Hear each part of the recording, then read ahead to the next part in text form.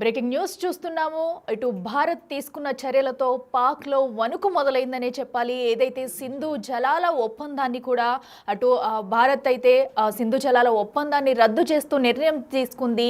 ఈ నిర్ణయంపై కూడా పాక్ అక్కసు వెళ్ళగక్కుతుందనే చెప్పాలి. ఎందుకంటే సింధు జలాలను నిలిపివేస్తే కనుక తగిన చర్యలు తీసుకుంటాం, యుద్ధానికి సిద్ధమంటూ ఇప్పటికే పాక్ అయితే హెచ్చరికలు జారీ చేస్తుంది. ఈ నేపథ్యంలో భారత్పై అక్కసు వెళ్ళగెక్కింది పాక్ మంత్రిమండలి. అయితే ఇప్పటికే పాక్ రైల్వే శాఖ మంత్రి భారత్ పై కీలక వ్యాఖ్యలు చేశారు. తమ దగ్గర అణుబాంబులు ఉన్నాయి, న్యూక్లియర్ బాంబులతో కూడా దాడికి దిగుతామంటూ కూడా కొన్ని వ్యాఖ్యలు అయితే చేశారు. సో ఏదైతే పహల్గామ్లో జరిగిన దాడికి సంబంధించి కూడా ఇప్పటికే పాక్ పై భారత్ అయితే కొన్ని హెచ్చరికలు జారీ చేస్తూ కొన్ని నిర్ణయాలు తీసుకుంది. ఈ నేపథ్యంలో సింధు జలాలను నిలిపివేస్తూ కూడా ఒక నిర్ణయం అయితే తీసుకుంది. దీంతో ఈ నిర్ణయంపై పాక్ అయితే తమ అక్కసు వెళ్ళగక్కుతుందని చెప్పుకోవాలి. సో సింధు జలాలను నిలిపివేస్తే తీవ్ర పరిణామాలు ఎదుర్కొంటామంటూ కూడా పాక్ అయితే బెదిరిస్తున్న వ్యాఖ్యలు ఇప్పుడు వైరల్గా మారాయనే చెప్పాలి.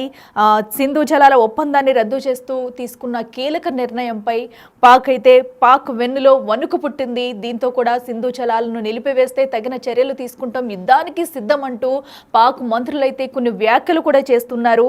ప్రపంచంలోనే అత్యంత శక్తివంతమైన అణుబాంబులు తమ దగ్గర ఉన్నాయి, సో దీంతో మేము యుద్ధానికి పాల్పడతాము, ప్రతీకార చర్యలు తీసుకుంటామంటూ కూడా పాక్ చేస్తున్న వ్యాఖ్యలు ఇప్పుడు దుమారం రేపుతున్నాయనే చెప్పాలి. ఈ నేపథ్యంలో అక్కడ పాక్ మంత్రిమండలి అయితే కొన్ని వ్యాఖ్యలు చేస్తుంది.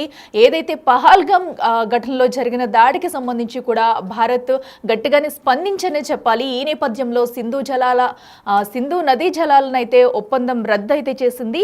అయితే ఈ సింధు నదీ జలాల రద్దు చేయడం పట్ల పాక్ అయితే ఒక్క చుక్క నీరు కూడా వెళ్ళలేని పరిస్థితి అయితే ఇప్పుడు రాబోతుంది. ఈ నేపథ్యంలోనే నీరు ఎలా నిలిపివేస్తారు, ఈ నిర్ణయాన్ని వెనక్కి తీసుకోవాలంటూ లేదంటే యుద్ధానికి దిగుతామంటూ కూడా పాక్ హెచ్చరికలు జారీ చేస్తుంది.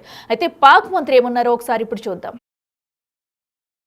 असल में जो निशाना जो है वो हमारा जो है ये इंडस वाटर ट्रीटी निशाना है हमारा, और पहलगाम जो है वो बहाना है। निशाना जो है वो हमारा इंडस ट्रीटी है, जिसके ऊपर 2016 में मोदी ने बात की, 2019 में भी मोदी ने बात की, पाकिस्तान का पानी बंद करने की बात की। तो इसमें जो फिक्रा मैंने निकाला है कि इंडस वाटर ट्रीटी जो है वो निशाना है और पहलगाम जो है वो बहाना है। उसको बहाना बनाकर ये उसको खत्म करने के दर पे हैं और खत्म करने की कह रहे हैं कि हम खत्म कर देंगे, पानी बंद कर देंगे।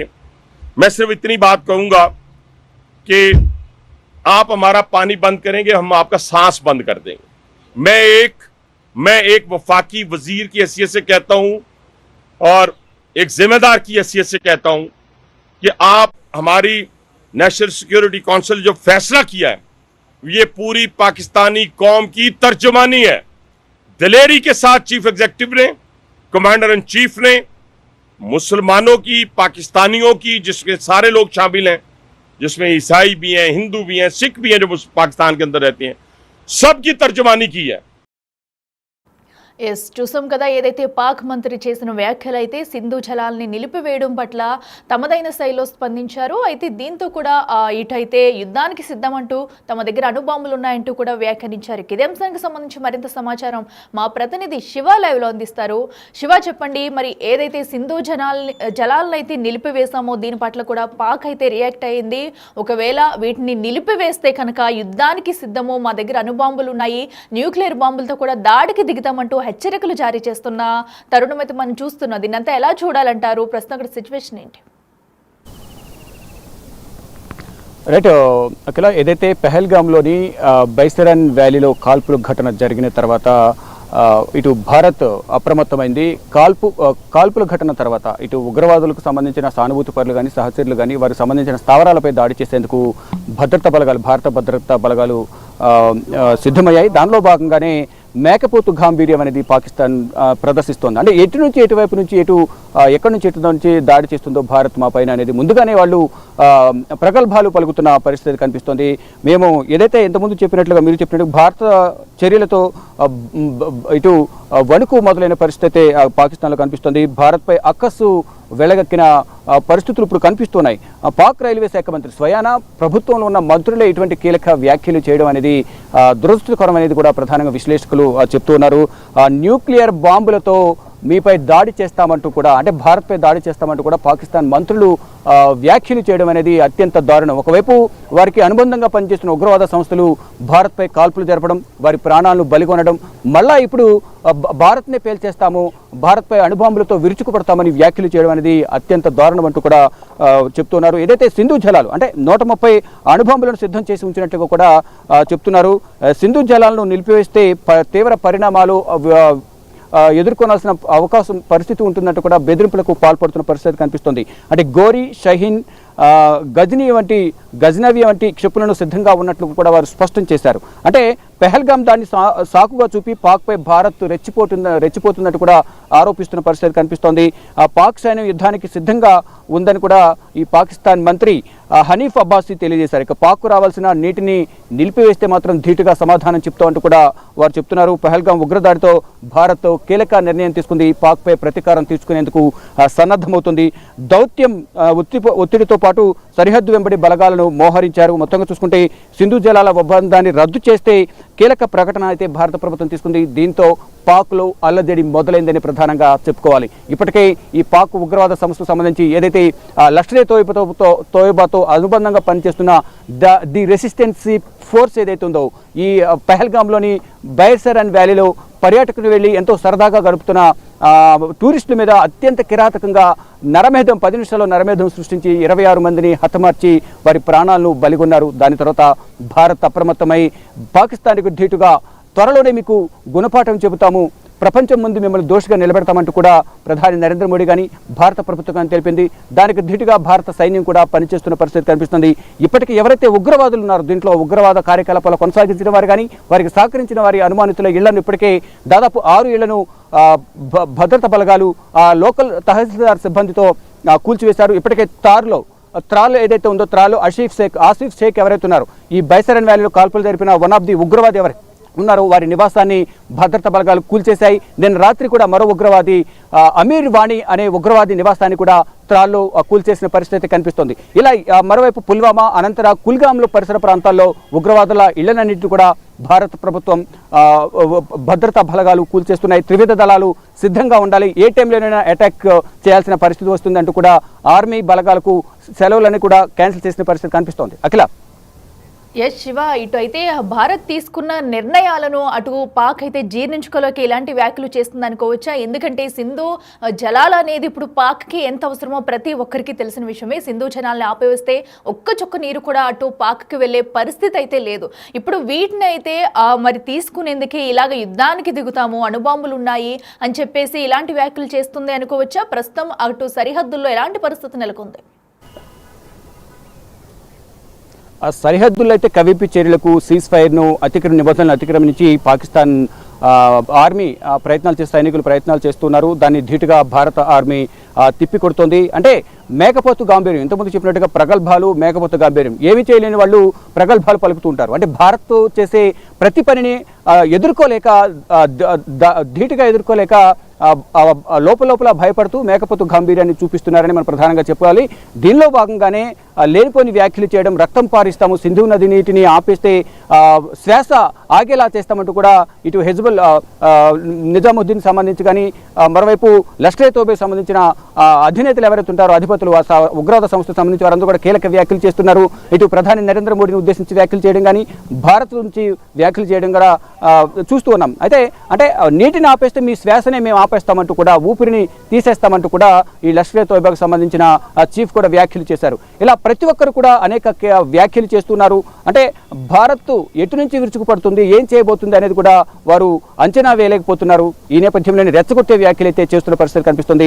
మరోవైపు ఇటు అటారీ బోర్డర్లో భారత ప్రభుత్వం, భారత ఆర్మీ కూడా పరిసర ప్రాంతాల్లో ఉన్న పంట పొలాలకు సంబంధించిన రైతులకు కొన్ని సూచనలు చేశారు. 2 రోజుల్లోపు మీకు పంట ఏదైతే ఉందో పంటనంతా కోసేయాలంటూ కూడా వారికి సూచనలు చేశారు. ఆ దిశగానే వారంతా కూడా పనులు చేసుకుంటున్నారు. వారు కూడా కొంత ఆందోళన వ్యక్తం చేస్తున్నారు. ఏం జరగబోతుంది భవిష్యత్తులో, ఇప్పటికిప్పుడు పంటను కోసేయాలని చెప్తున్నారంటూ కూడా వారు కూడా కొంత చర్చలు అందరూ కూడా అంతర్గతంగా చర్చించుకుంటున్నారు. మరోవైపు పాకిస్తాన్ కూడా సరిహద్దు వెంబడి యుద్ధ ట్యాంకర్లను తరలిస్తోంది. అంటే ఏం జరగబోతుంది భవిష్యత్తులో?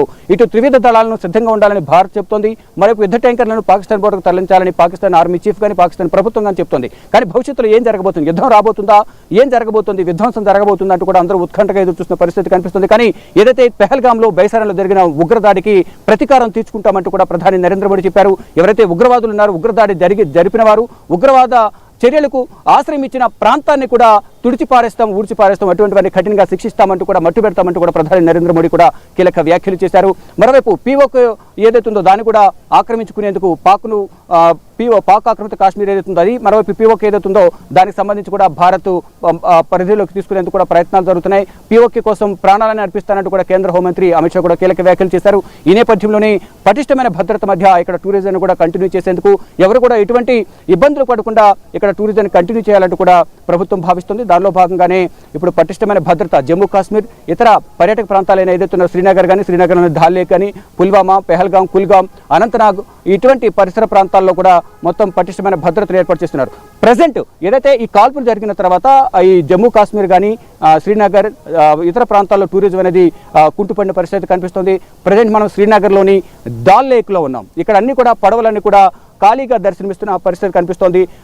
ఇక్కడ చూస్తున్నాం ఈ బోట్ హౌజెస్ శ్రీనగర్లో డాల్ లేక్లో ఇదొక ఫేమస్ స్పాట్, ఇది టూరిజం స్పాట్. ఇక్కడ డాల్ లేక్ ఎవరైతే ఇక్కడ టూరిజానికి వస్తారో వారు పడవలో ప్రయాణం చేసిన తర్వాత ఇక్కడే బోట్ హౌజెస్, పడవలోని ఇల్లు ఉంటాయి హోటల్స్ టైప్లో, ఇక్కడే వారందరూ కూడా నివాసం ఉంటారు. కానీ ఇవన్నీ కూడా ఖాళీగా దర్శనమిస్తున్న పరిస్థితి కనిపిస్తుంది. అక్కడ ఒడ్డును చూస్తే కనుక పడవలోనే కూడా ఆ టూరిస్టుల కోసం ఆ పడవలు ఎదురు చూస్తున్నాయి. అంటే టూరిస్టులు లేక ఈ శ్రీనగర్ డాల్ లేక్ అంతా కూడా వెలవెలబోతున్న పరిస్థితి అయితే కనిపిస్తోంది. ఆ ఒడ్డున ఒకటి అర పడవలు తప్ప మిగతా పడవలను కూడా ఒడ్డునే ఉన్నాయి. అంటే ప్రజెంట్ సిచ్యువేషన్ ఏంటంటే ఏదైతే గత 10 రోజులుగా ఎవరైతే ముందుగా ప్లాన్ చేసుకున్న పర్యాటకులు ఎవరైతే ఉన్నారో వారు మాత్రమే ఇప్పుడు జమ్మూ కాశ్మీర్ కానీ, శ్రీనగర్ పరిసర ప్రాంతాల్లో పర్యాటక ప్రాంతాలు సందర్శిస్తున్నారు. కొత్తగా ఈ కాల్పులు జరిగిన తర్వాత కొత్తగా బయట నుంచి ఎవరు కూడా శ్రీనగర్ కానీ, జమ్మూ కాశ్మీర్ కానీ ఇతర పరిసర ప్రాంతాలకు టూరిస్టు ప్రాంతాలకు ఎవరు కూడా రాలేదంటూ కూడా ఇక్కడున్న ప్రజలు కానీ, ఇటు బోట్ హౌజెస్ యజమానులు, మరోవైపు పడవల యజమానులు చెప్తూ ఉన్నారు. అంటే కేవలం టూరిజం మీదే ఇక్కడ జమ్మూ కాశ్మీర్ కానీ, దాల్ లేక్ కానీ, శ్రీనగర్ కానీ అంతా కూడా ఆధారపడి ఉంది. కానీ ఇక్కడ టూరిస్టులు రాకపోవడం వల్ల అనేక ఇబ్బందులు ఎదుర్కొంటున్నాము అనేది కూడా ఇక్కడ బోట్ హౌస్ యజమానులు, పడవ యజమానులు, అటు ఆటో డ్రైవర్ కానీ, ట్యాక్సీ డ్రైవర్, ఇప్పుడు ట్యాక్సీలు ఏవైతే కార్లు ఉన్నాయో అవన్నీ కూడా టూరిస్టులు లేక పార్కింగ్కే పరిమితం అవుతూ ఉన్నాయి. ఎప్పుడు టూరిస్టులు వస్తారా, తమకు పని దొరుకుతుందని కూడా వారందరూ కూడా ఎంతో ఉత్కంఠగా ఎదురు చూస్తున్న పరిస్థితి అయితే కనిపిస్తుంది. మొత్తంగా చూసుకుంటే ఎక్కడికక్కడ టూరిస్టులు లేక ఎక్కడికక్కడ ఈ డాల్ లేక్ అంతా కూడా ఖాళీగా దర్శనమిస్తోంది. మరబోట్లు కానీ, తెడ్లతో నడిపే బోట్స్ కూడా ఏవైతే ఉన్నాయో అవన్నీ కూడా ఖాళీగా దర్శనమిస్తున్న పరిస్థితి అయితే కనిపిస్తోంది. మొత్తంగా ఈ పెహల్గాం ఉగ్రదాడి ఎఫెక్ట్ అనేది జమ్మూ కాశ్మీర్ వ్యాప్తంగా పర్యాటక రంగంపై పడింది. ఏదైతే ఈ పర్యాటక రంగం టూరిజం పైనే ఆధారపడి కోట్లు సంపాదించారు, కానీ ఇప్పుడు ఆ టూరిజం కుంటుపడింది. దానివల్ల బికారయ్యే పరిస్థితి ఉందంటూ కూడా ఇక్కడున్న టూరిస్ట్ మీద ఆధారపడిన శ్రీనగర్ వాసులైతే చెప్తూ ఉన్నారు. అంటే సుదూర ప్రాంతాల నుంచి, అంటే వెకేషన్ హాలిడేస్ కానీ, కొంతమంది ఫ్యామిలీ ట్రిప్ వేసేందుకు, కొంతమంది నూతన దంపతులు, ఇలా అనేక మంది ఈ పర్యాటక ప్రాంతానికి సందర్శించేందుకు వస్తుంటారు. ఇక్కడ శ్రీనగర్లో tulip garden, Mughal garden famous ఇక్కడ. అవి కూడా ప్రజెంట్ తాత్కాలికంగా ఎవరు పర్యాటకులు రాకపోవడంతో అవి కూడా మూతపడినట్టు కూడా తెలుస్తోంది. ఇక్కడ కేవలం ఏదైతే శ్రీనగర్ ఇంతకుముందు చెప్పినట్లుగా ఎవరు కూడా కొత్తగా ఎవరు రావడం లేదు. ఉన్నవారే ఇక్కడ లోకల్ ఉన్న ప్రాంతాలను సందర్శిస్తున్నారు. కొంతమంది 22వ తేదీన కాల్పులు జరగక ముందే అక్కడికి వెళ్ళాలని ఒక ప్లాన్ చేసుకున్నారు. అక్కడ హోటల్స్ బుక్ చేసుకున్నారు. పెహల్గాం వెళ్ళాలి, ఆ బైసరన్ వ్యాలీని సందర్శించాలి అందరూ కూడా భావించారు. కానీ ఎవరు కూడా కాల్పులు జరిగిన తర్వాత అక్కడ వెళ్లేందుకు అందరూ కూడా వెనుకంజ వేస్తున్న పరిస్థితి కనిపిస్తోంది. ఎక్కడ కూడా అంటే కాల్పులు జరిగిన తర్వాత అక్కడ పరిసర ప్రాంతాలు కూడా ఆర్మీ అంతా కూడా అక్కడ మోహరించిన నేపథ్యంలో ఆర్మీ బలగాలు ఎవరిని కూడా పైకి రావడం లేదు. ప్రజెంట్ బైసరన్ వ్యాలీ అంతా కూడా ఆర్మీ స్వాధీనం చేసుకుంది. ఎవరిని ఇటు మీడియాని కానీ, మరోవైపు సాధారణ ప్రజాని కానీ అక్కడికి రానివ్వడం లేదు. ఫర్దర్గా అక్కడ మొత్తం దర్యాప్తు అంతా కంప్లీట్ చేసిన తర్వాత దాన్ని ఫర్దర్గా త్వరలోనే ఓపెన్ చేస్తారంటూ కూడా అందరూ భావిస్తూ ఉన్నారు. కానీ ఈ లోపల ముందుగా కొన్ని ప్లాన్ చేసుకున్నారు కాబట్టి ఆ ప్రాంతాలకు వెళ్ళి వారితో ఎన్ని ప్రాంతాలను కూడా సందర్శించాలని కూడా వారంతా భావిస్తూ ఉన్నారు. ఈ నేపథ్యంలోనే ఇటు శ్రీనగర్లోని దాల్ లేక్ వస్తూ ఉన్నారు. అంటే కొత్తగా ఎవరు రావడం లేదు, ఉన్నవారే ఇక్కడ హోటల్లో స్టే చేసిన కొంతమంది, మరోవైపు గతంలో వచ్చిన వారు మాత్రం ఇక్కడ పర్యటనకు వచ్చి ఇక్కడ పర్యటన ప్రాంతాలను సందర్శిస్తున్నారంటూ కూడా వారు చెప్తూ ఉన్నారు. మొత్తంగా చూసుకుంటే ఈ కాల్పుల ఎఫెక్ట్ అనేది జమ్మూ కాశ్మీర్ టూరిజం మీద ప్రధానంగా కనిపిస్తున్నట్లుగా కూడా తెలుస్తుంది. దానిలో భాగంగానే ఇక్కడ ఎక్కువగా ఈ సౌత్ ఇండియా నుంచి ఎక్కువగా వస్తూ ఉంటారు. దానిలో భాగంగా ఇక్కడ సౌత్ పీపుల్ అంతా కూడా ఇక్కడ టూరిజానికి ఎక్కువగా వస్తూ ఉంటారు. మొత్తం ఏదైతే మనం చూస్తూ ఉన్నామో ఇక్కడ చాలా మంది కూడా ఇక్కడ పర్యాటకులు ముందుగా ప్లాన్ చేసుకున్నారు, శ్రీనగర్ దాల్ లేక్కి వచ్చారు. వారితో మాట్లాడే ప్రయత్నం చేద్దాం. వీరు ఎక్కడి నుంచి వచ్చారు, ఇక్కడ ప్రజెంట్ ఎక్కడెక్కడ ఈ ప్రాంతాలను వారు సందర్శించారనేది కూడా వారి మాటల్లోనే అడిగి తెలుసుకునే ప్రయత్నం చేద్దాం. ఇక మొత్తం చూసుకుంటే ఈ భారత్ ఆర్మీ కూడా పటిష్టమైన చర్యలు తీసుకుంటుంది. పాక్కు ధీటైన సమాధానం చెప్పేందుకు ప్రయత్నాలు చేస్తున్న పరిస్థితి కనిపిస్తూ ఉంది. ఇక్కడ వీరితో మాట్లాడే ప్రయత్నం చేద్దాం. మీరు ఎక్కడి నుంచి వచ్చారండి? ఆంధ్రప్రదేశ్. తెలుగు వారు మొత్తం ఇక్కడ తెలుగు వారు కొంతమంది ఇక్కడ ఉన్నారు, ఆంధ్రప్రదేశ్ నుంచి వచ్చామంటూ కూడా వారు చెప్తున్నారు. వారి మాటలోనే వారి వివరాలు అడిగి తెలుసు. మీరు ఎక్కడి నుంచి వచ్చారు? విజయవాడ వచ్చి 22వ తారీఖు నుంచి వచ్చాం. 22, 23, 24, 25, 26 మేము first Amritsar golden temple, Wagah board, next Vaishnavi Chandi అమ్మవారు,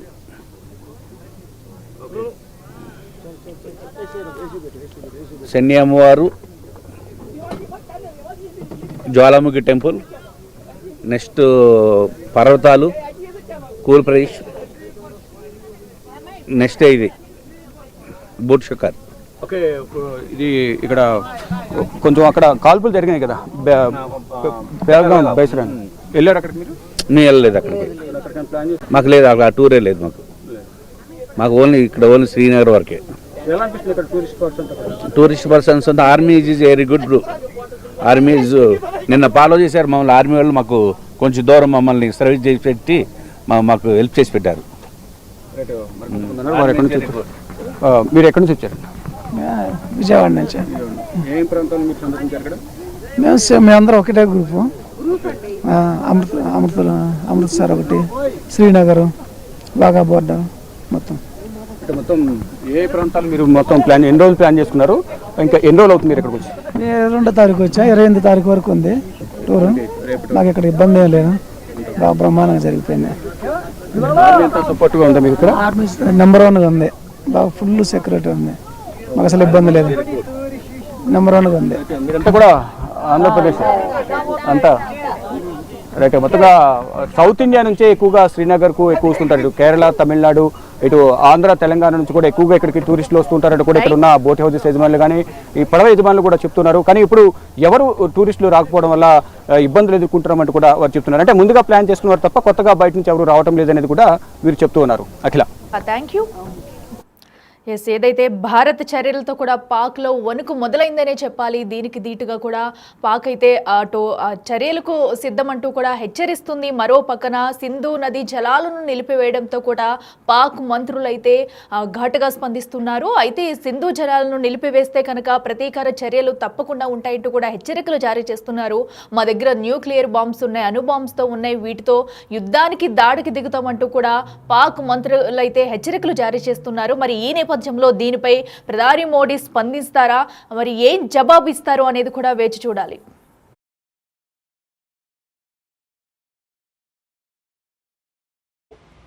निशाना जो है वो हमारा जो है ये इंडस वाटर ट्रीटी निशाना है हमारा, और पहलगाम जो है वो बहाना है. निशाना जो है वो हमारा इंडस ट्रीटी है, जिसके ऊपर 2016 में मोदी ने बात की, 2019 में भी मोदी ने बात की, पाकिस्तान का पानी बंद करने की बात की. तो इसमें जो फिक्रा मैंने निकाला है कि इंडस वाटर ट्रीटी जो है वो निशाना है और पहलगाम जो है वो बहाना है. उसको बहाना बनाकर ये उसको खत्म करने के दर पे हैं और खत्म करने की कह रहे हैं कि हम खत्म कर देंगे, पानी बंद कर देंगे. मैं सिर्फ इतनी बात कहूंगा कि आप हमारा पानी बंद करेंगे, हम आपका सांस बंद कर देंगे। मैं एक वफाकी वजीर की हैसियत से कहता हूं और एक जिम्मेदार की हैसियत से कहता हूं कि आप हमारी नेशनल सिक्योरिटी काउंसिल जो फैसला किया है, ये पूरी पाकिस्तानी कौम की तर्जुमानी है। दिलेरी के साथ चीफ एग्जीक्यूटिव ने, कमांडर इन चीफ ने, मुसलमानों की, पाकिस्तानियों की, जिसमें सारे लोग शामिल हैं, जिसमें ईसाई भी हैं, हिंदू